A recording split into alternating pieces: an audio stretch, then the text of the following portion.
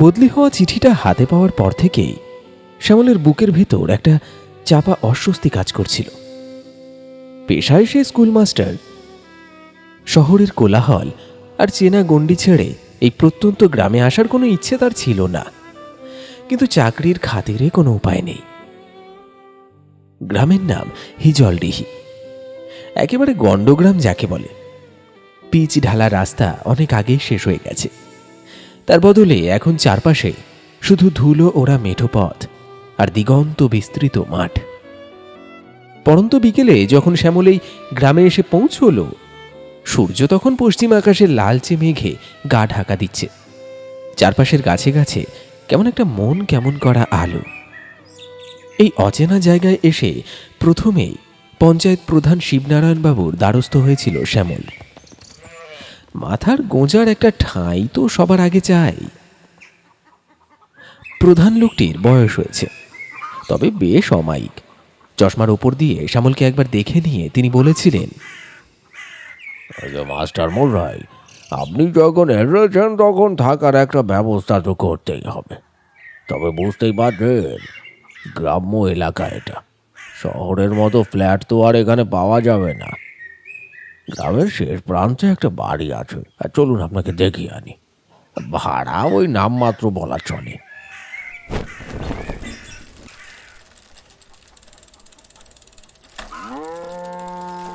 Van রিকশায় করে মালপত্র চাপিয়ে প্রধানের সাইকেলের পিছু পিছু যখন শ্যামল সেই বাড়িটার সামনে এসে দাঁড়ালো, তখন চারপাশের পরিবেশটা কেমন যেন নিস্তব্ধ হয়ে এসেছে।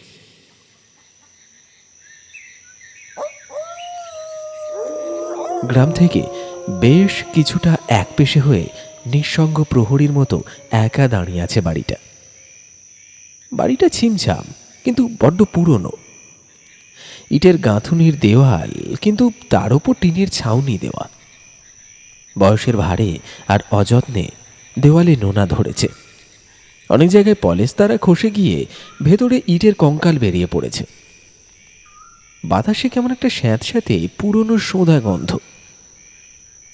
বাড়িটা ঠিক পেছন দিকেই এক মাথা ঘন বাঁশবাগান। বিকেলের ম্রিয়মান আলোয় সেই বাঁশবাগানটাকে কেমন যেন জমাট বাঁধা অন্ধকারের মতো দেখাচ্ছে। মাঝে মাঝে হাওয়ায় বাঁশপাতা ঘষার একটা শিরশিরে শব্দ কানে আসছে। বাঁশবাগানের উপারেই কচুরিপানায় ঢাকা একটা আধ মজা পুকুর রয়েছে বলে জানালো রিকশাওয়ালা। সব মিলিয়ে জায়গাটা যেন গ্রামের লোকালয় থেকে পুরোপুরি বিচ্ছিন্ন। উঠোনের একপাশে দাঁড়িয়ে বাড়িটা যখন দেখছিল শ্যামল, প্রধানের চোখে মুখে হঠাৎ কেমন একটা অস্বস্তি ফুটে উঠল। গলাটা অকারণেই একটু নামিয়ে তিনি বললেন, মাস্টার মশাই, বাড়িতে এমনিতে কোনো অসুবিধে নেই। জলের কল, হারিকেন, আলোর ব্যবস্থা সবই আছে। তবে তবে কি? শ্যামল ভুঁড়ো কুচকে তাকায়। প্রধান হাত তুলে ইশারা করলেন। ওই যে ওই যে দেখছেন দক্ষিণ পশ্চিম কোণের ঘরটা, ওটাতে বড় সড়ো একটা তালা ঝোলানো আছে। ওদিকটায় বিশেষ যাওয়ার দরকার নেই। সহজ কথায় ওটাকে একটু এড়িয়ে চলাই ভালো। শ্যামল অবাক হয়ে জিজ্ঞেস করল, কেন? কি আছে ওই ঘরে যে যাওয়া বারণ? প্রধান একটু যেন তড়িঘড়ি করেই জবাব দিলেন, না না না, এমনিতে কোনো সমস্যা নেই। তবে অনেক বছর আগে ওই ঘরে একটা অনভিপ্রেত ঘটনা ঘটেছিল। সে অনেক কথা, আজ আর নয়, কখনো সময় পেলে আপনাকে বলবো। আপনি নিজের মতো থাকবেন, তাহলে কোনো সমস্যা হওয়ার কথাই নয়। সত্যি কথা বলতে, এর আগেও কয়েকজন গেস্ট এখানে থেকেছেন, তাদের তো কোনো অসুবিধা হয়নি। আচ্ছা, আজ চলি তাহলে, আমার আবার কিছু কাজ পড়ে আছে।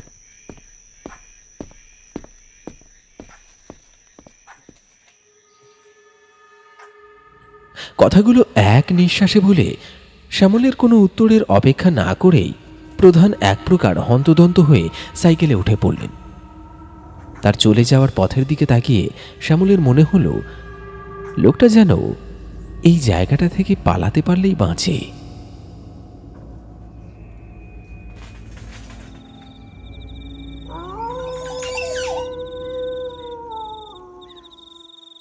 শিবনারায়ণবাবু চলে যাওয়ার পর ভ্যান রিক্সাওয়ালার সহায়তায় মালপত্রগুলো নামাতে শুরু করলো শ্যামল। রিক্সাওয়ালার নাম হারান। হারান আর শ্যামল মিলে ধরাধরি করে ট্রাঙ্ক আর বিছানার তোরঙ্গটা বারান্দা পেরিয়ে বড় ঘরটা এনে রাখল। ভেতরের ঘরটা বেশ অগোছালো। চারপাশের দেওয়ালে মাকড়সার জাল, মেঝেতে ধুলোর পুরো আস্তরণ। তবে ঘরের একপাশে একটা পুরনো দিনের শক্তপোক্ত খাটিয়া পাতা রয়েছে। খাটিয়ার কাঠের পায়ায় তেল চিটে দাগ জানান দিচ্ছে এর আগেও কেউ না কেউ এখানে বেশ কিছুদিন কাটিয়েছে। মালপত্র নামিয়ে হারানো আর এক মুহূর্ত দাঁড়ালো না। পারিশ্রমিক বুঝেই দ্রুত প্যাডেলে চাপ দিয়ে সন্ধ্যার অন্ধকারের দিকে মিলিয়ে গেল। বাঁশ বাগানের দিক থেকে একটা ঠান্ডা হাওয়া এসে গায়ে লাগলো শ্যামলের। আকাশে তখন গাঢ় অন্ধকারের প্রলেপ পড়তে শুরু করেছে। ঘরের ভাঙাচোরা জানলার বাইরে ঝিঁঝি পোকার ডাক ক্রমশ স্পষ্ট হচ্ছে। ধুলো মাখা খাটিয়ার ওপর বসে একটা দীর্ঘশ্বাস ফেলল সে। নির্জন এই অচেনা পরিবেশে শুরু হতে চলেছে তার নতুন জীবন। আর ওই তালাবদ্ধ ঘরটা, সেটা যেন বাইরের অন্ধকারের চাইতেও এক অদ্ভুত জমাট নীরবতায় তাকেই দূর থেকে পর্যবেক্ষণ করছে।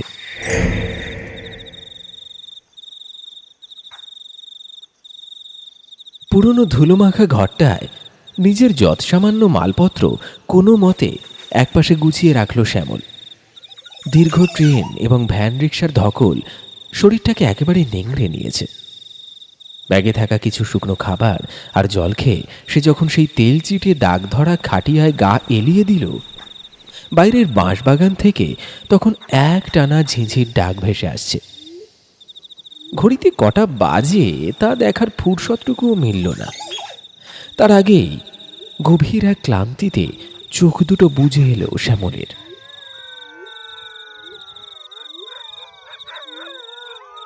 কতক্ষণ সে ঘুমিয়েছিল জানা নেই। হঠাৎ একটা তীব্র শিরশিরে ঠান্ডায় ধরফর করে ঘুমটা ভেঙে গেল। কে কে ওখানে? চোখ খুলতে বুকটা ছ্যাঁত করে উঠল। ঘরের যে পুরনো ভারী কাবারটা সে নিজে হাতে ছিটকিনি তুলে বন্ধ করেছিল, সেটা এখন বাইরের অন্ধকারের দিকে একেবারে হাট করে খোলা। নিশুতি রাতের জমাট অন্ধকার যেন সেই খোলা দরজা দিয়ে ঘরের ভেতর হামাগুড়ি দিয়ে ঢুকছে। আর সেই চৌকাঠের ঠিক মাঝখানে দাঁড়িয়ে আছে একটা অবয়ব। শ্যামলের চোখের দৃষ্টি একটু সয়ে আসতেই সে দেখল 11-12 বছরের একটা ছোট মেয়ে দাঁড়িয়ে আছে সেখানে। পরনে একটা মলিন সেকেলে ফ্রক। কিন্তু মেয়েটির মুখটার দিকে তাকাতেই শ্যামলের শির দাঁড়াবে এক রাশ হিমশীতল স্রোত নেমে গেল। মেয়েটির চোখের জায়গায় কোনো মনি নেই, দুটো গহ্বরের মতো শূন্য জমাট অন্ধকার। অথচ সেই অন্ধকারের ভেতর থেকে যেন এক তীক্ষ্ণ স্থির দৃষ্টি সোজা বিঁধে যাচ্ছে শ্যামলের দিকে। মেয়েটির ফ্যাকাশে ঠোঁটের কোণে ঝুলে আছে এক চিলতে অস্পষ্ট হিমশীতল হাসি। ভয়ে শ্যামলের গলা দিয়ে স্বর ফুটতে চাইল না, তবুও ঢোক গিলে কাঁপা কাঁপা গলায় সে জিজ্ঞেস করল, কে তুমি? এত রাতে কোথা থেকে এসেছো এখানে? কি চাই তোমার? কি চাই? মেয়েটি টুঁ শব্দটিও করল না, শুধু সেই হাসি মুখে নিঃশব্দে 2 পা পিছিয়ে গিয়ে বারান্দায় গিয়ে দাঁড়ালো। তারপর খুব ধীরে ধীরে তার বাঁ হাতটা তুলল, সরু ফ্যাকাশে আঙুল দিয়ে ইশারা করল বারান্দার একেবারে শেষ প্রান্তে, সেই দক্ষিণ পশ্চিম কোণের তালাবদ্ধ ঘরটার দিকে। মুহূর্তের জন্য পঞ্চায়েত প্রধান শিবনারায়ণ বাবুর সেই সতর্কবাণী শ্যামলের কানে বেজে উঠল। ওটাকে একটু এড়িয়ে চলাই ভালো। ওই ঘরে একটা অনভিপ্রেত ঘটনা ঘটেছিল। আর ঠিক তখনই ঘটল দ্বিতীয় ঘটনাটা। দরজার দিকে তাকিয়ে থাকতে থাকতেই শ্যামল হঠাৎ অনুভব করল তার ঘাড়ের ঠিক পেছন থেকে খাটিয়ার একেবারে গা ঘেঁষে কে যেন তার উপর ঝুঁকে পড়েছে।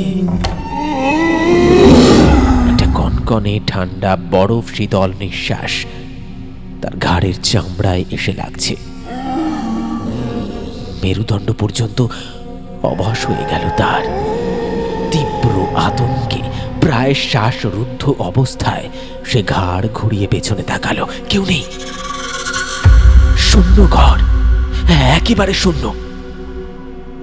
পর মুহূর্তেই আবার খোলা দরজার দিকে তাকাতেই শ্যামলের হৃৎপিণ্ড যেন এক লাফে গলায় এসে আটকালো। চৌকাঠের সামনে সেই মেয়েটিও আর নেই। চারপাশ খাঁ খাঁ করছে, শুধু দরজাটা আগের মতোই হাট করে খোলা। ভয়ে, বিস্ময়ে এবং এক ঘোর লাগা আচ্ছন্নতায় কাঁপতে কাঁপতে খাটিয়া থেকে নামলো শ্যামল। পা দুটো যেন চলতে চাইছে না, তবুও এক অদৃশ্য আকর্ষণে সে ধীরে ধীরে এগিয়ে গেল খোলা দরজাটার দিকে। বারান্দায় পা রাখতেই দৃশ্যটা আবার দেখতে পেল সে। সেই দক্ষিণ পশ্চিম কোণের ঘরটার ঠিক সামনে দাঁড়িয়ে আছে মেয়েটি। তার হাত দুটো শরীরের দুপাশে অদ্ভুতভাবে প্রায় প্রাণহীন পুতুলের মতো নিচের দিকে ঝুলছে।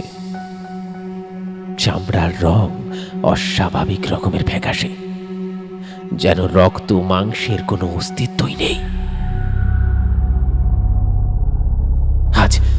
আজ অমাবস্যার রাত। আকাশে চাঁদের লেশমাত্র থাকার কথা নয়, অথচ কোথা থেকে যেন একটা ফিকে অদ্ভুত সাদা আলোর রশ্মি এসে পড়েছে মেয়েটির ওপর। পূর্ণিমার মায়াবী আলোর মতো সেই আলোয় মেয়েটিকে বাস্তব জগতের কোনো প্রাণী বলে মনে হচ্ছে না। একটা সম্মোহনী ঘোরের মধ্যে পড়ে শ্যামল পা বাড়ালো সেই বারান্দা ধরে। যে ঘরটায় এত বড় একটা তালা ঝুলছিল সেটার কাবাড এখন সামান্য হাঁ হয়ে আছে। মেয়েটি ধীর পায়ে সেই আধ খোলা দরজা দিয়ে অন্ধকারের ভেতর মিলিয়ে গেল। পায়ের তলায় বারান্দার পুরনো মেঝেটা ক্যাঁচ ক্যাঁচ করে উঠছে। দরজার ঠিক সামনে এসে দাঁড়ালো শ্যামল। বুকটা কামার শালের হাঁপড়ের মতো ওঠানামা করছে। কাঁপতে থাকা হাত দিয়ে সে কাঠের দরজায় সামান্য চাপ দিতেই সেটা একটা বিদঘুটের শব্দ করে পুরোটা খুলে গেল। ঘরের ভেতর পা রাখতেই নাকে এলো এক তীব্র বমি উদ্রেককারী পচা গন্ধ। অনেকদিন ধরে বন্ধ থাকা কোনো স্যাঁতস্যাঁতে বাতাসের সঙ্গে মাংস পচার একটা উৎকট দুর্গন্ধ মিশে যেন শ্বাস রোধ করে দিচ্ছে। ঘরের ভেতরটা ঘুটঘুটে অন্ধকার, কিন্তু সেই অদ্ভুত সাদাটে আলোয় ঘরের মাঝখানের দৃশ্যটা শ্যামলের চোখের সামনে ধীরে ধীরে স্পষ্ট হয়ে উঠল। মাঝখানে রাখা আছে একটা বিশাল আকৃতির পুরনো কাঠের বাক্স। তার ভারী ডালাটা পুরোপুরি খোলা। বাক্সের ভেতর থেকে একটা আধ পচা গলিত মেয়ের শরীর ধীরে ধীরে বাইরের দিকে বেরিয়ে আসার চেষ্টা করছে। শরীরটায় কোনো পা নেই, অথবা তা বাক্সের অন্ধকারে ঢাকা। পচে যাওয়া দুর্গন্ধযুক্ত শরীরটা শুধুমাত্র তার দু হাতের উপর ভর করে আঙুলগুলো মেঝের ধুলোয় গেঁথে নিংড়ে হিঁচড়ে হিঁচড়ে নিজের ভারী দেহটাকে দরজার দিকে টেনে আনছে। ঘষ্টে ঘষ্টে এগিয়ে আসার সেই বীভৎস শব্দ রাতের নিস্তব্ধতা চিড়ে শ্যামলের কানের পর্দায় আছড়ে পড়ছে। পচা মাংসের গন্ধ আর সেই গলিত চেহারার বিভীষিকা শ্যামলের স্নায়ুর শেষ প্রতিরোধটুকুও ভেঙে দিল। গলা দিয়ে একটা অস্ফুট গোঙানি ছাড়া আর কোনো শব্দ বেরোলো না তার। চোখের সামনে পৃথিবীটা মুহূর্তের মধ্যে বন বন করে ঘুরে উঠল, আর একটা জমাট কালো অন্ধকার এসে গ্রাস করল শ্যামলকে। চেতনাহীন শরীরটা লুটিয়ে পড়ল সেই অভিশপ্ত ঘরের সাথে মেঝেতে।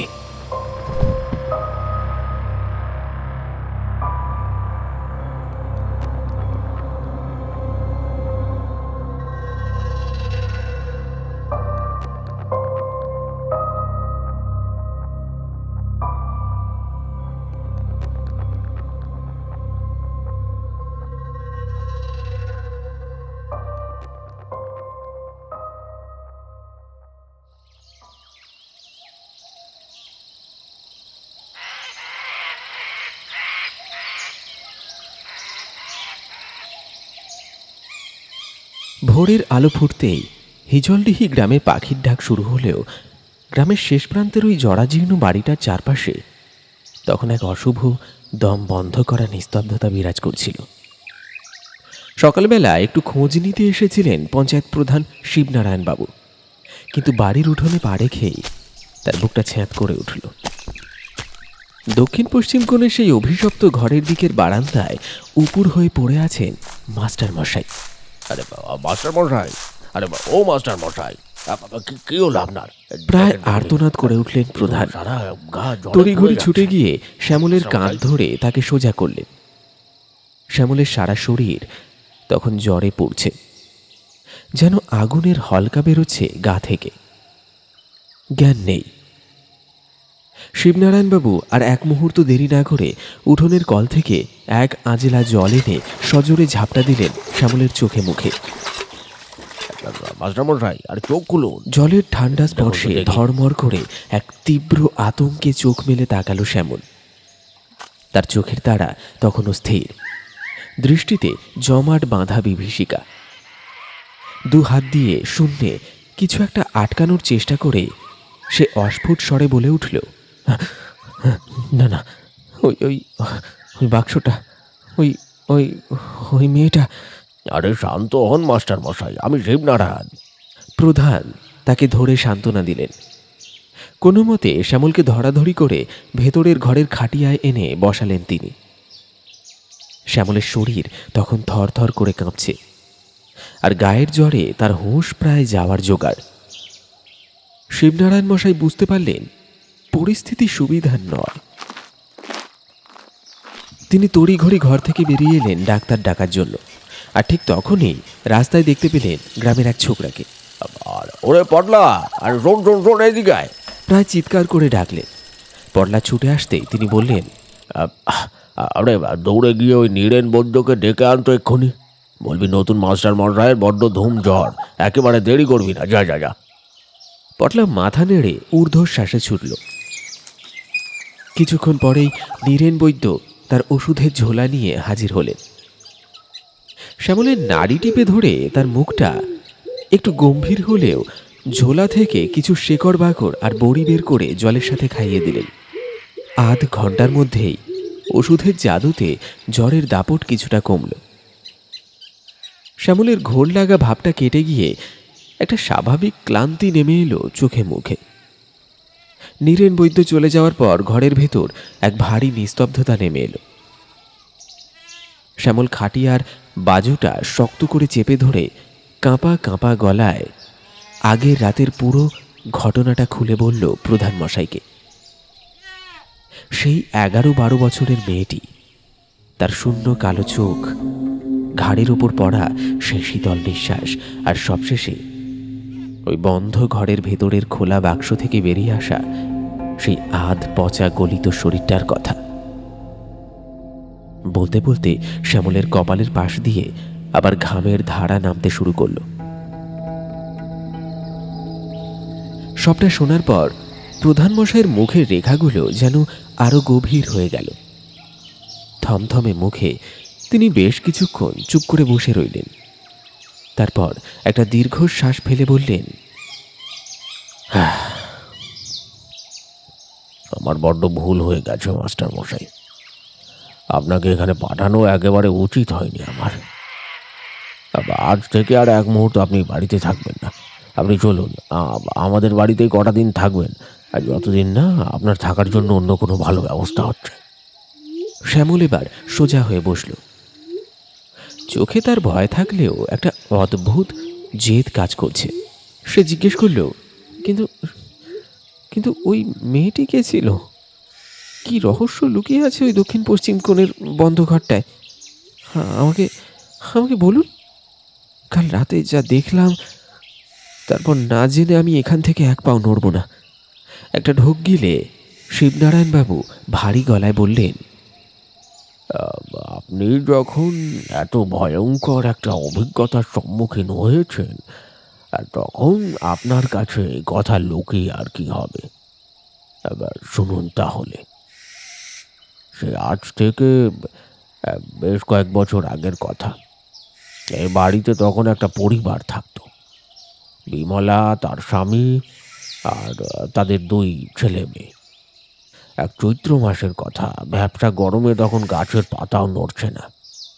বিমলার ছোট ছেলে 5 বছরের খোকার গায়ে সেদিন প্রচণ্ড জ্বর। জ্বরে বাচ্চাটা প্রায় সংজ্ঞাহীন, থেকে থেকে প্রলাপ বকছে। তপ্ত দুপুরের রোদে বাড়ির চারপাশ খাঁ খাঁ করছে। ঘরের ভেতর একটা তালপাতার পাখা দিয়ে ছেলেটাকে হাওয়া করতে করতে বিমলার চোখে তখন জল। খোকার গাটা যেন কয়লার আগুনের মতো পড়ছে। উপায় না দেখে বিমলা দিশেহারা হয়ে পড়ল। গ্রামের কবিরাজকে না ডাকলে ছেলেটা হয়তো বাঁচবে না। বিমলা তার 11 বছরের মেয়ে মালতীকে কাছে ডাকল।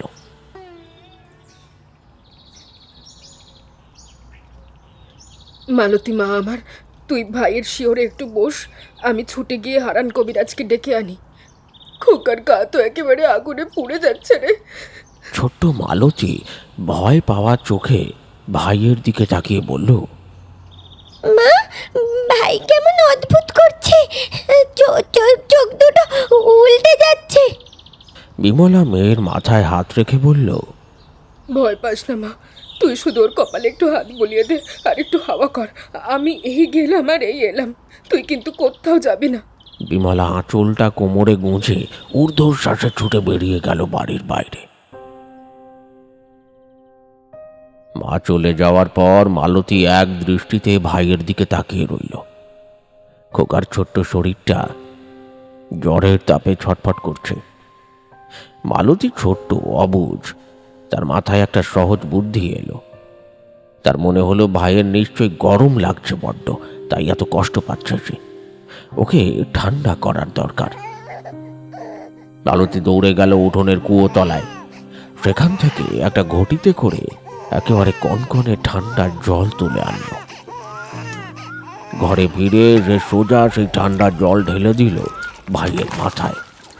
আর তারপর সেই পুরনো তাল পাতার পাখাটাকে জলের ঘটিতে চুবিয়ে নিয়ে ভিজে পাখা দিয়ে ভাইয়ের গায়ে সজোরে বাতাস করতে শুরু করলো। মালতীর নিষ্পাপ মন ভেবেছিল এতে ভাইয়ের আরাম হবে, কিন্তু সেই ভ্যাপসা গরমে জ্বরের ঘোরে থাকা বাচ্চাটির শরীর ওই কনকনে ঠান্ডা জল আর ভিজে হাওয়া এক সাংঘাতিক প্রতিক্রিয়া তৈরি করলো। কয়েক মুহূর্তের মধ্যেই খোকার ছটফটানি থেমে গিয়ে তার সারা শরীরে একটা মারাত্মক কাঁপুনি শুরু হলো। ভিজে পাখার ঝাপটায় খোকার অবস্থা নিউমোনিয়ার মতো হয়ে গেল। তার ছোট্ট বুকটা হাঁপাতে লাগলো হাঁপড়ের মতো। মালতী অবাক হয়ে দেখল ভাইয়ের শরীরটা আর গরম নেই, বরফের মতো ঠান্ডা হয়ে যাচ্ছে।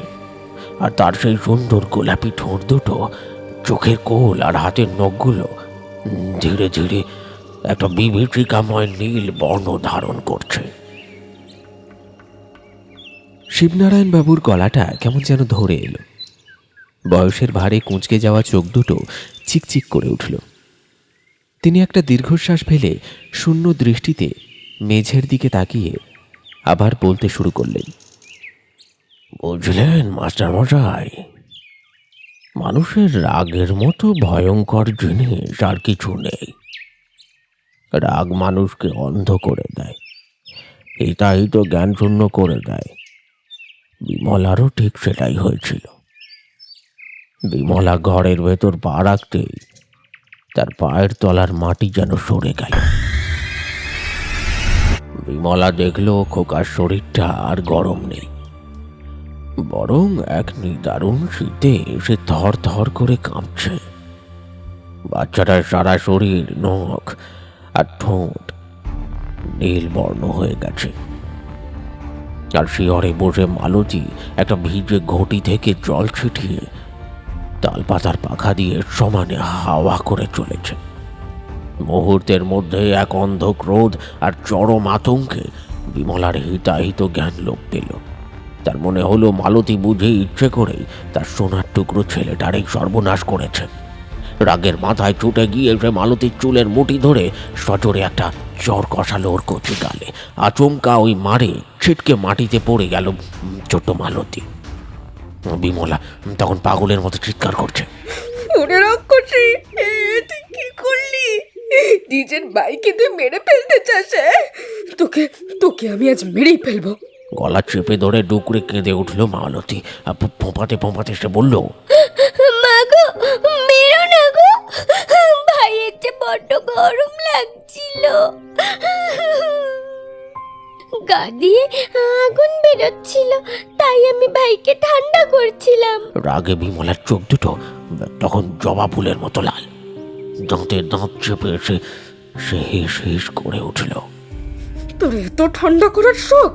হ্যাঁ, তোর খুব ঠান্ডা করার শখ না? দাঁড়া দাঁড়া, দেখাচ্ছি তোকে। তুই কি ওই পুরনো সিন্দুকের ভেতর ঢুকে বসে থাক, দেখি তোর কত ঠান্ডা লাগে। বিমলা এক প্রকার হিঁচড়াতে হিঁচড়াতে মালতীকে টেনে নিয়ে গেল ওই দক্ষিণ পশ্চিম কোণের ঘরটার দিকে। ঘরের একপাশে রাখা ছিল সে বিশাল আকৃতির সেকেলে ভারী কাঁঠালের কাঠের সিন্দুকটা। এক ধাক্কায় সিন্দুকের ডালাটা খুলে ফেলল সে। ভেতর থেকে ভৌর ভৌর করে বেরিয়ে এলো পুরনো লেপ কাঁথা আর কর্পূরের গুমট দম বন্ধ করা গন্ধ। মালতী তখন ভয়ে কাঠ হয়ে গেছে। মায়ের পা জড়িয়ে ধরে সে হাউ হাউ করে কাঁদতে লাগলো। মা, আমাকে ওই অন্ধকার বাক্সে বন্ধ করো না মা, আমাকে অন্ধকার বাক্সে বন্ধ করো না গো মা। মা,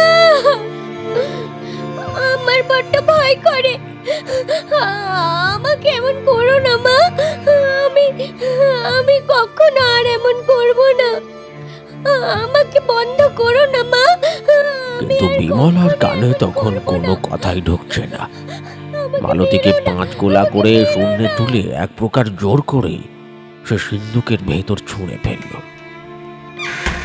তারপর মালতীর আরতি আর চিৎকারের মাঝে ওপর থেকে ধরাস করে বন্ধ করে দিল সেই ভারী কাঠের ডালা। বিমলা ভাবল ঘণ্টাখানেক এই ঘুটঘুটে অন্ধকারের মধ্যে দম বন্ধ করার জায়গায় থাকলে তবেই মেয়েটা উচিত শিক্ষা পাবে।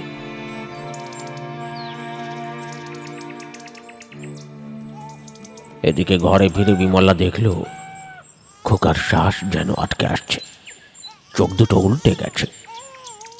কবিরাজ মশাই নাড়ি ধরে মুখটা কালো করে বললেন, বাবা, এখন আর এক মুহূর্ত নয়, ছেলের অবস্থা বড় খারাপ, নিউমোনিয়ায় বুক বসে গেছে, এক্ষুনি নৌকো করে শহরের হাসপাতালে নিয়ে চলো।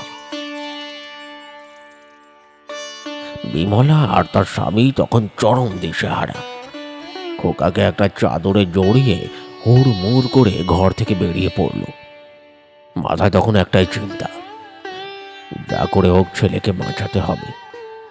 এই চরম হুড়োহুড়ির মধ্যে ওই ঘুটঘুটে অন্ধকারের ভেতর পড়ে থাকা মালতীর কথা বিমলার মাথা থেকে একেবারে বেমালুম মুছে গেল।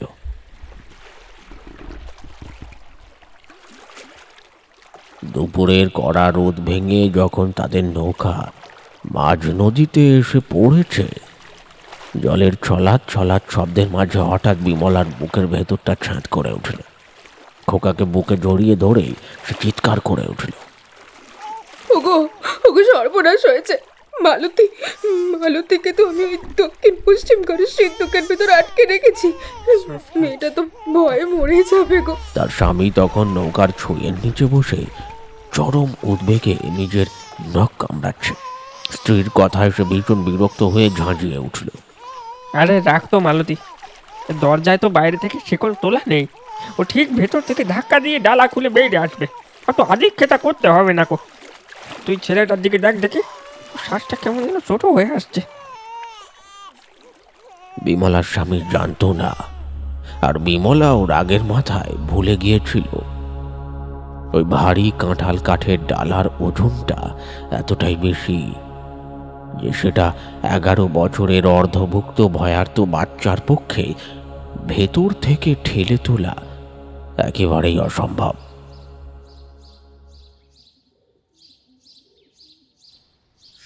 শিবনারায়ণবাবু একটু থামলেন। তার দু চোখ বেয়ে জলের ধারা নামছে।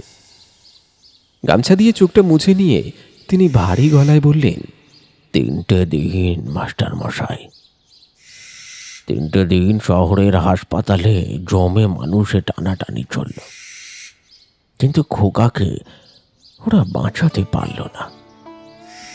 3 দিন পর একেবারে খালি হাতে বুক ফাটা হাহাকার নিয়ে গ্রামে ফিরে এলো বিমলা আর তার স্বামী। উঠোনে পা রেখে বিমলার হঠাৎ মনে পড়ে মালতীর কথা। বুকের ভেতরটা দুমড়ে মুচড়ে ওঠে তার। পাগলের মতো ছুটে যায় সে ওই দক্ষিণ পশ্চিমের কোণের ঘরটায়। সিন্দুকের ডালাটা তখনও আগের মতোই বন্ধ।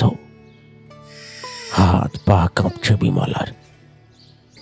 প্রাণপণে জোর লাগিয়ে সেই ভারী কাঠের ডালাটা যখন সে টেনে তুলল, তখন তার চোখের সামনে শুধুই শূন্যতা।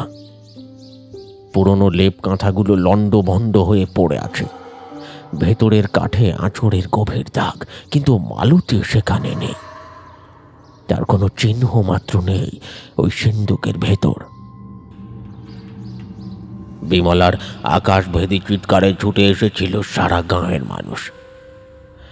হিজলডিহি গ্রামের আনাজ কানাজ, বাঁশবাগান, কচুরিপানায় ঢাকা পুকুর, মাঠ ঘাট কিছুই আর খুঁজতে বাকি রাখেনি তারা।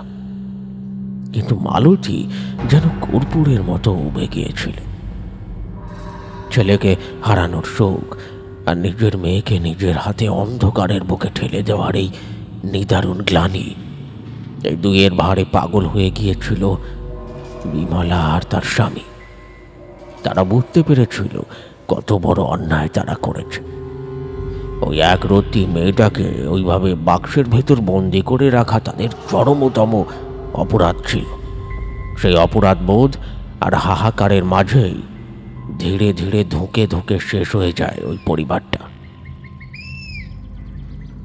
শিবনারায়ণবাবুর কথা শেষ হতেই ঘরের ভেতর নেমে এলো এক জমাট বাঁধা অস্বস্তিকর নীরবতা। শ্যামলের গায়ের রোমগুলো তখন খাড়া হয়ে গেছে। জ্বরের ক্লান্তি ছাপিয়ে একটা ঠান্ডা শিহরণ তার মেরুদণ্ড বেয়ে নেমে গেল। কাল রাতে তাহলে সে কার ছায়া দেখেছিল? বাক্সের ভেতর থেকে নিংড়ে নিংড়ে বেরিয়ে আসা ওই শরীরটা কি তাহলে মালতীর? কিন্তু যদি মালতী সিন্দুকের ভেতরে মারা গিয়ে থাকে, তবে তার শরীরটা কোথায় গেল?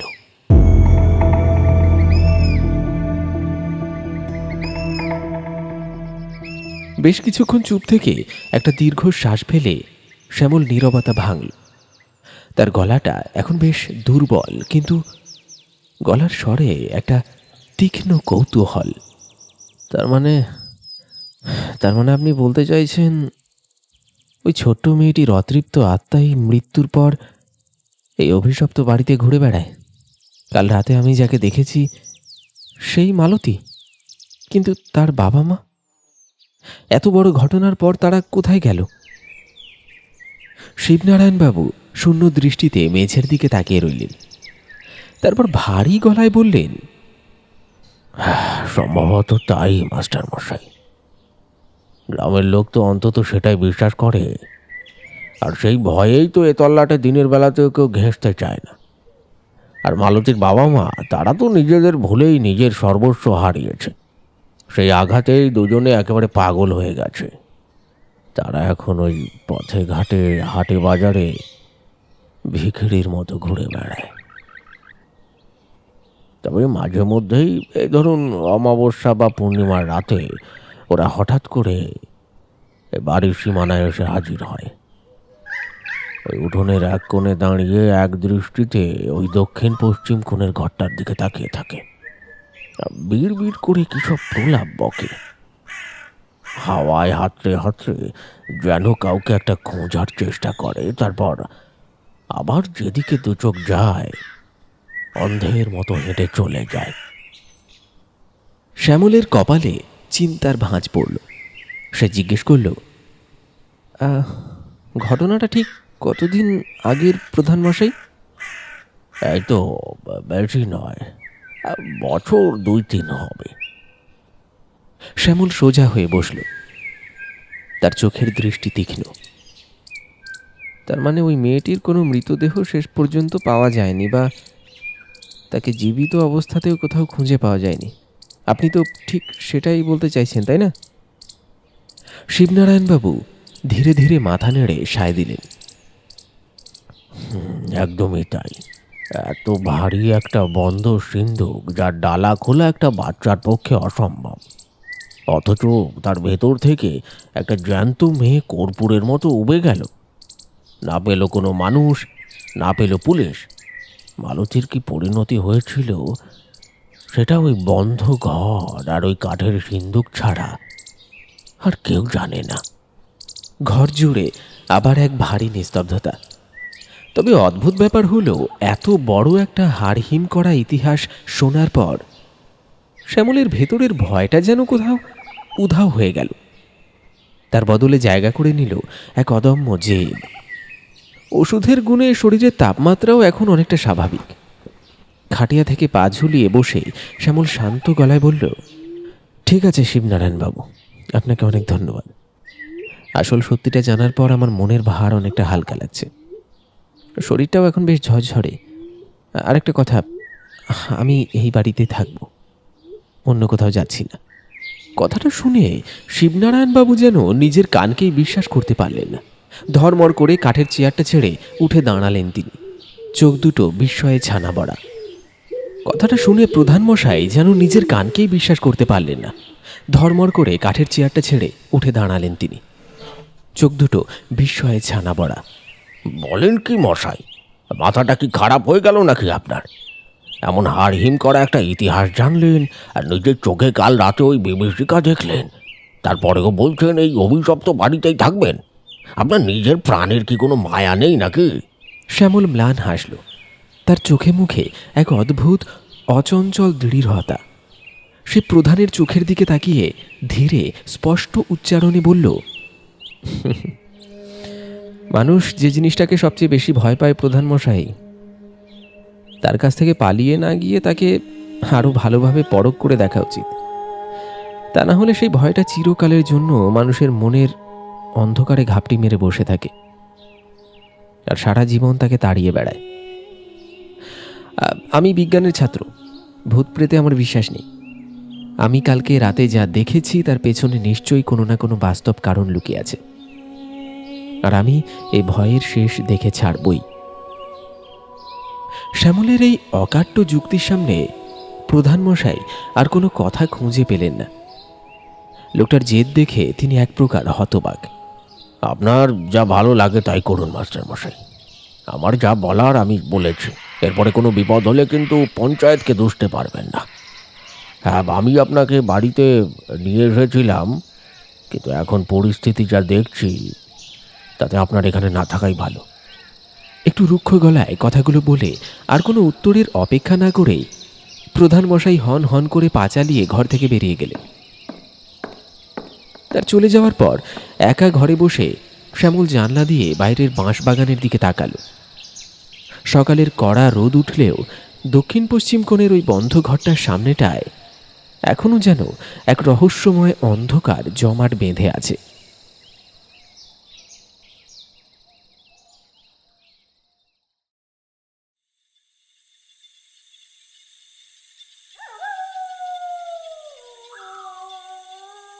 ধীরে ধীরে রাতের অন্ধকার গাঢ় হয়ে এলো হিজলডিহি গ্রামের ওপর। আজ রাতে আর ঘুমোবে না বলে মনে মনে স্থির করে রেখেছে শ্যামল। ভয়কে জয় করতে হলে ভয়ের মুখোমুখি দাঁড়ানো ছাড়া আর কোনো উপায় নেই। মাঝরাত পেরোতেই চারপাশের নিস্তব্ধতা যেন আরও জমাট বাঁধল। ঘরের কোণে টিমটিম করে জ্বলতে থাকা হারিকেনের আলোটা একটু কমিয়ে দিয়ে সন্তর্পণে বিছানা থেকে নামল শ্যামল। পা টিপে টিপে বারান্দায় এসে দাঁড়াল। লক্ষ্য সেই দক্ষিণ পশ্চিম কোণের অভিশপ্ত ঘরটা। সকালবেলা প্রধানমশাই যাওয়ার আগে নিজের হাতে ওই ঘরের দরজায় নতুন একটা বড়সড় তালা ঝুলিয়ে দিয়ে গেছে। শ্যামল গিয়ে দাঁড়ালো সেই তালাবন্ধ দরজার সামনে। বাঁশ বাগান থেকে ভেসে আসা ঝিঁঝি পোকার একটানা ডাক ছাড়া আর কোনো শব্দ নেই। কাঠের দরজায় কান পাতল সে। জানলার ফাঁক দিয়ে অন্ধকারের ভেতর তীক্ষ্ণ দৃষ্টিতে কিছু খোঁজার চেষ্টা করল। সে মনে মনে চাইছিল আগের রাতের সেই বিভীষিকা আরেকবার তার সামনে এসে দাঁড়াক, তাহলে সে বুঝতে পারবে এর পেছনের আসল রহস্যটা কি। কিন্তু না, প্রহর গড়াতে লাগলো, তবুও কোনো ফিসফিসানি নেই, কোনো কান্নার শব্দ নেই। খোলা বাক্সের ডালা থেকে বেরিয়ে আসা সেই বিকট অবয়ব নেই। দীর্ঘক্ষণ অপেক্ষার পর এক রাশ হতাশা আর ক্লান্তি নিয়ে শ্যামল নিজের ঘরে ফিরে এলো।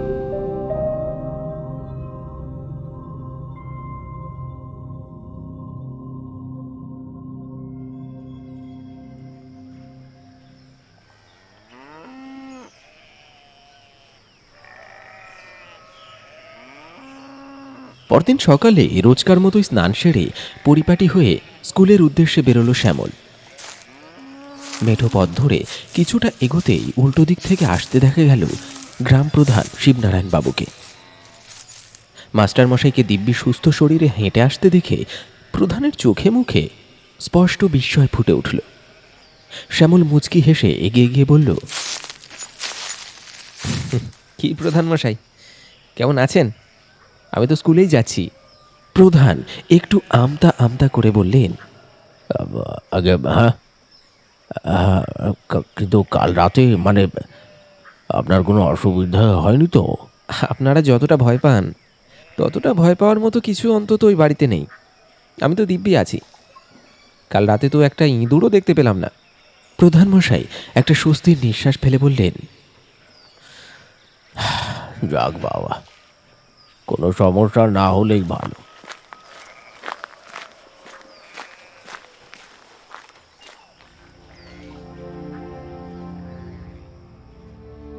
এভাবেই নির্বিঘ্নে কেটে গেল কয়েকটা দিন।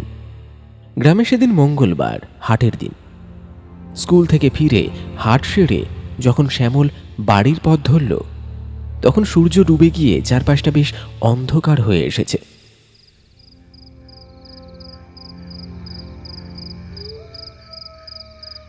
জরাজীর্ণ বাড়িটার সীমানায় পা রাখতেই পরিবেশটা কেমন যেন থমথমে লাগলো তার। হঠাৎ বাড়িটার ঠিক পেছন দিক থেকে, যেখানটায় বাঁশ বাগানের গায়ে লাগোয়া একটা ছোট বুনো জঙ্গল মতো আছে, সেখান থেকে ভেসে এলো একটা অদ্ভুত শব্দ। শ্যামল থমকে দাঁড়ালো। বুকটা ধড়াস করে উঠল তার। কোনো বন্য জন্তু নয়, স্পষ্ট একটা মানুষের কান্নার শব্দ। একটা চাপা করুণ সুরের কান্না হাওয়া বেয়ে ভেসে আসছে। মুহূর্তের জন্য শিরদাঁড়া দিয়ে একটা ঠান্ডা স্রোত নেমে গেলেও নিজেকে সামলে নিল শ্যামল। দ্রুত পায়ে ঘরের ভেতর ঢুকে দেশলাই দিয়ে হারিকেনটা জ্বেলে নিল।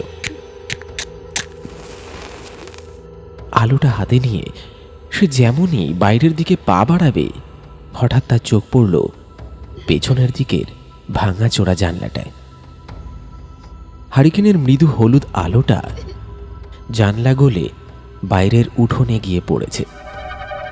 আর সেই আবছা আলোতেই শ্যামল দেখল জানলার ঠিক বাইরে একটা বড় ডুমুর গাছের আড়ালে একটা সাদা রঙের ফ্রক পরা অবয়ব। বুকের ভেতরটা ছ্যাঁত করে উঠলেও শ্যামল পা টিপে টিপে জানলার একেবারে কাছে গিয়ে দাঁড়ালো। ডুমুর গাছের আড়াল থেকে আস্তে করে উঁকি দিচ্ছে একটা মুখ। আগের রাতের সেই বিভীষিকাময় রূপ এটা নয়। 13-14 বছরের একটা জীর্ণ শীর্ণ বাচ্চা মেয়ে, পরনে শতচিহ্ন ধুলো মাখা একটা পুরনো ফ্রক।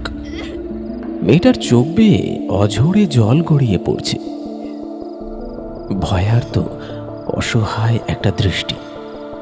দৃশ্যটা এমন এক অদ্ভুত ভৌতিক পরিবেশ তৈরি করেছে যে কোনো সাধারণ মানুষের হৃৎপিণ্ড স্তব্ধ হয়ে যাওয়ার জোগাড়। শ্যামল কাঁপা কিন্তু দৃঢ় গলায় জিজ্ঞেস করল, কে কে ওখানে? মেয়েটি কোনো উত্তর দিল না, শুধু তার কান্নার বেগটা যেন আরো একটু বেড়ে গেল। তুমি কোথাও যাবে না, ওখানেই দাঁড়াও, আমি আসছি। কথাটা বলেই হারিকেনটা হাতে নিয়ে দ্রুত পায়ে পেছনের দরজা দিয়ে বাইরে বেরিয়ে এলো শ্যামল। ডুমুর গাছটার কাছে পৌঁছাতেই মেয়েটি ভয়ে কয়েক পা পিছিয়ে গেল। হারিকেনের আলোটা মুখের কাছে তুলে ধরতেই শ্যামল অবাক হয়ে দেখল এ কোনো প্রেতাত্মা নয়। আগের রাতে সেই কালো শূন্য গহ্বর এর চোখে নেই। স্বাভাবিক মায়াবী দুটো মানুষের চোখ, যা এখন জলে ভাসছে। তবে মেয়েটির চেহারা নিদারুণ রুগ্ন। চামড়ার রং অস্বাভাবিক ফ্যাকাশে, গাল দুটো বসে গেছে। দীর্ঘদিন অনাহারে রোদে জলে পুড়ে একটা মানুষের কতটা করুণ দশা হতে পারে এই মেয়েটিকে না দেখলে বিশ্বাস করা কঠিন।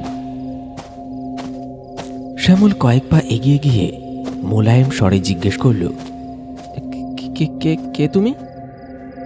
তুমি কি মালতী? নামটা শুনেই মেয়েটি যেন চমকে উঠল। দুহাতে মুখ ঢেকে ফুঁপিয়ে কাঁদতে কাঁদতে সে ধীরে ধীরে ঘাড় নাড়ল। শ্যামলের গলার স্বর এবার আরো নরম হলো। তুমি বেঁচে আছো? মালতী চোখ থেকে হাত সরিয়ে ভয়ার্ত দৃষ্টিতে শ্যামলের দিকে তাকিয়ে আবার ঘাড় নেড়ে সম্মতি জানালো। হ্যাঁ, সে বেঁচে আছে। শ্যামলের চোখে মুখে এবার একটা স্বস্তির হাসি ফুটে উঠল। সে হাত বাড়িয়ে দিয়ে বলল, এসো আমার সঙ্গে ভেতরে এসো, ভয় পেও না একদম। আমি মাস্টার মশাই, আমি তোমার কোনো ক্ষতি করব না। এক বুক দ্বিধা আর ভয় নিয়ে মালতী ধীর পায়ে শ্যামলের পিছু পিছু ঘরের ভেতর এসে ঢুকল। খাটিয়ার একপাশে তাকে সযত্নে বসিয়ে নিজের জলের বোতল থেকে তাকে একটু জল খেতে দিল শ্যামল। মালতী ঢকঢক করে জলটা খেয়ে নিয়ে মাথা নিচু করে বসে রইল। শ্যামল এবার মালতীর ঠিক সামনের চেয়ারটাতে বসে তার দিকে স্থির দৃষ্টিতে তাকিয়ে স্মিত হেসে বলল, এবার বলো তো মা, কেন তুমি গ্রামের লোকগুলোকে এভাবে ভয় দেখিয়ে বেড়াও? ভূত সেজে মানুষকে বাড়ি ছাড়া করার এই বুদ্ধিটা তোমার মাথায় এলো কি করে? মালতী চমকে মুখ তুলে তাকালো। তার চোখে চরম বিস্ময়। শ্যামল হাসি মুখেই বলতে লাগলো, অবাক হচ্ছ? ব্যাপারটা আমি কিন্তু সেই রাতেই আন্দাজ করতে পেরেছিলাম, যেদিন তুমি আমায় ভয় দেখাতে ওই ঘরে ঢুকেছিলে।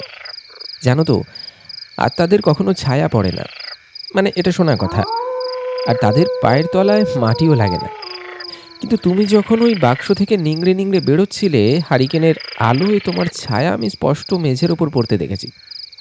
শুধু তাই নয়, তুমি যখন বারান্দা দিয়ে ছুটে পালিয়ে গেলে, পরদিন সকালে বারান্দার পুরু ধুলোয় তোমার ওই ছোট ছোট পায়ের ছাপগুলো আমার নজর এড়ায়নি।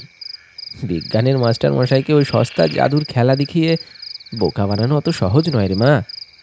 শ্যামলের তীক্ষ্ণ পর্যবেক্ষণের কথা শুনে মালতীর ফ্যাকাশে মুখে এক চিলতে ম্লান হাসি ফুটে উঠল। সে বুঝতে পারল এই মাস্টার মশাই আর 5 জন সাধারণ মানুষের মতো নন। ভয়ের চাদর সরিয়ে ইনি ঠিকই আসল সত্যিটা খুঁজে বের করেছেন। মালতী একটা দীর্ঘশ্বাস ফেলে তার কাহিনী বলতে শুরু করলো। সেদিন দুপুরবেলা ভাইয়ের গায়ে যখন প্রচন্ড জ্বর, ওটুকু আমি জানি মালতী। শ্যামল তাকে মাঝপথেই থামিয়ে দিয়ে মোলায়েম স্বরে বলল, আমি জানি তোমার মা রাগের মাথায় তোমায় ওই সিন্দুকের ভেতর আটকে রেখে তোমার ভাইকে নিয়ে শহরের হাসপাতালে ছুটেছিলেন। তুমি শুধু আমাকে এইটুকু বলো, ওই ভারী কাঠের ডালা তুমি ভেতর থেকে খুললে কি করে, আর তুমি বেঁচে গেলে কি করে? মালতীর চোখের কোণটা আবার চিকচিক করে উঠল। সে ঘাড় নিচু করে বলতে লাগলো, আমি তো খুলতে পারিনি মাস্টার মশাই। ওই ঘুটঘুটে অন্ধকার আর কর্পূরের গন্ধে আমার তো প্রায় তখন দম বন্ধ হয়ে আসার জোগাড়। আমি প্রাণপণে চিৎকার করেছি, কাঠের ডালায় আঁচড় কেটেছি, কিন্তু কেউ শোনেনি। যখন আমি প্রায় জ্ঞান হারিয়ে ফেলেছি, মনে হচ্ছে আর বুঝি বাঁচব না, ঠিক তখনই হঠাৎ ডালাটা উপর থেকে খুলে গেল। কে খুলল? শ্যামল অবাক হয়ে জিজ্ঞেস করল। মালতী চোখের জল মুছে বলল, রতন কাকা। রতন কাকা গ্রামেরই এক ভিখারি, মাথাটা একটু খারাপ ছিল, ওই পাগল মতন আর কি। সে প্রায় দিনই আমাদের বাড়ি আসতো ভিক্ষে চাইতে।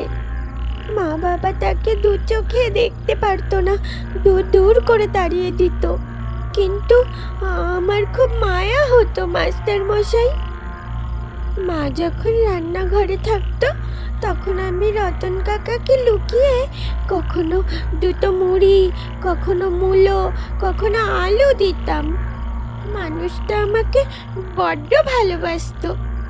সেদিন দুপুরে রতন কাকা এসে যখন দেখলো বাড়িতে কেউ নেই, অথচ সদর দরজাটা হাট করে খোলা, তখন সে সোজা বাড়ির ভেতর ঢুকে পড়ে। কাউকে না দেখতে পেয়ে সে যখন ফিরে যাচ্ছিল, ঠিক তখনই সে ওই দক্ষিণ পশ্চিমের ঘরটা থেকে একটা গোঙানির শব্দ শুনতে পায়। ভেতরে ঢুকে সে দেখে ওই বিশাল সিন্দুকটা কেমন যেন নড়াচড়া করছে। রতন কাকা বুঝতে পারে ভেতরে কেউ আটকে আছে। সেই তখন ওই ভারী ডালাটা টেনে খোলে, আর আমি আধমরা অবস্থায় সিন্দুক থেকে বেরিয়ে আসি। শ্যামল এক দৃষ্টে তাকিয়ে আছে মালতীর দিকে। একটা পাগল ভিখিরির কৃতজ্ঞতাবোধ আর ভালোবাসায় একটা প্রাণ বেঁচে যাওয়ার এই ঘটনা তাকে মুগ্ধ করল। মালতীর গলাটা এবার ধরে এলো, তার স্বরে মিশে রইল এক নিদারুণ অভিমান আর আক্ষেপ। আমি যখন সিন্দুক থেকে বেরোলাম, তখন আমার ভেতরটা রাগে অভিমানে ফেটে যাচ্ছিল মাস্টার মশাই। যে মা গর্ভে ধরেছে, কি করে সে তার মেয়েকে ওই অন্ধকারের বুকে মৃত্যুর মুখে ঠেলে দিয়ে চলে যেতে পারে? শুধু ভাইটাই কি তাদের কাছে আপন হলো? আমি কি কেউ নই? আমি ঠিক করেছিলাম মা বাবাকে একটা উচিত শিক্ষা দেব। ওদের বোঝাবো আমাকে হারানোর যন্ত্রণা ঠিক কতটা। তাই আমি রতন কাকাকে নিয়ে গ্রাম ছেড়ে অনেক দূরে চলে যাই। আমি কখনো আর এই মুখ হইনি। আমি তখন নেহাতি বাচ্চা ছিলাম। আমি বুঝতে পারিনি যে আমার একটা ভুলের জন্য ভাইটা মারা যাবে। তার শোকে আর আমাকে হারানোর গ্লানিতে বাবা মা একেবারে পাগল হয়ে যাবে। যখন আমি খবর পেলাম, তখন আর ফেরার কোনো পথ ছিল না। আমি তো শুধু চেয়েছিলাম ওরা আমার অভাবটুকু বুঝুক, কিন্তু ওরা সব হারিয়ে পথে বসবে, সেটা আমি স্বপ্নেও ভাবিনি মাস্টার মশাই। তার কান্নার শব্দে ঘরের নিস্তব্ধতা ভেঙে খান খান হয়ে গেল। শ্যামলের চোখের কোণ দিয়েও কখন যেন এক ফোঁটা জল গড়িয়ে পড়েছে। মালতীর এই আক্ষেপ, এই অভিমান বড়ই বাস্তব, বড়ই নিষ্ঠুর। একটা পরিবারে যখন নতুন সন্তান আসে, তখন অনেক ক্ষেত্রেই মা বাবা অবচেতনভাবেই বড় সন্তানকে অবহেলা করে ফেলে।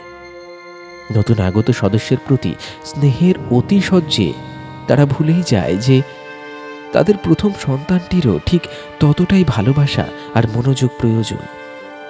একটা ছোট শিশুর কচি মনে এই অবহেলা কতটা যে গভীর ক্ষত তৈরি করতে পারে, মালতী তার এক করুণ জীবন্ত প্রমাণ। শ্যামল নিজেকে সামলে নিয়ে জিজ্ঞেস করল, তা তুমি আবার এই বাড়িতে ফিরে এলে কেন মালতী? আর গ্রামের মানুষকে এভাবে ভূত সেজে ভয় দেখাও কেন?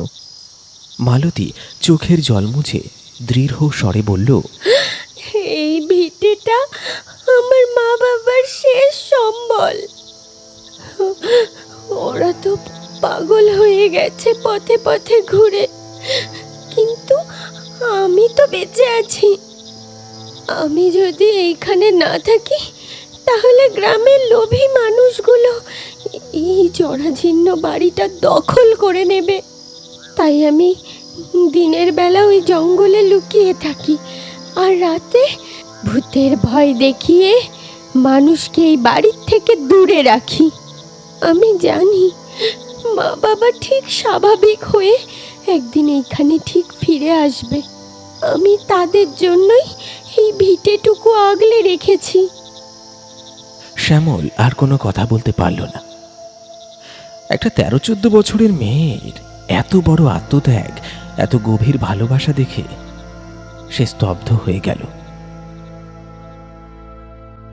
সেদিন শ্যামল মালতীকে কথা দিয়েছিল তার বেঁচে থাকার খবর সে গ্রামের কাউকে জানতে দেবে না। শ্যামল তার কথা রেখেছিল। তারপর কেটে গেছে দীর্ঘ 25টা বছর। সময় নদীর স্রোতের মতো বয়ে গেছে। হিজলডিহি গ্রামের চেহারাও আজ অনেকটা বদলেছে, কিন্তু গ্রামের শেষ প্রান্তে সেই বাঁশবাগানের পাশে দাঁড়িয়ে থাকা জরাজীর্ণ বাড়িটা আজও এক পরিত্যক্ত অভিশপ্ত ভিটে হয়েই রয়ে গেছে। গ্রামের মানুষের কাছে ওটা আজও এক আতঙ্কের নাম।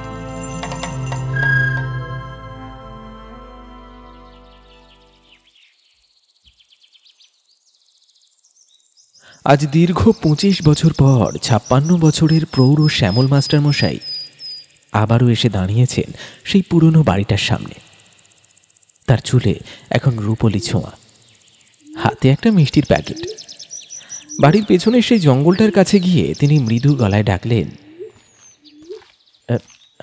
মালতী, আছিস রে মা? কিছুক্ষণ পরেই জরাজীর্ণ বাড়িটার ভেতর থেকে বেরিয়ে এলো এক মধ্যবয়স্কা নারী।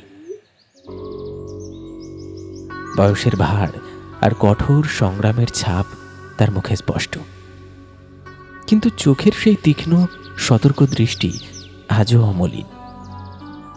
শ্যামলকে দেখে তার রুক্ষ মুখে এক চিলতে প্রশান্তির হাসি ফুটে উঠল। শ্যামল হাসি মুখে এগিয়ে গিয়ে বলল, তোর ডিউটি তাহলে আজও শেষ হয়নি রে পাগলি। মালতী হাসল।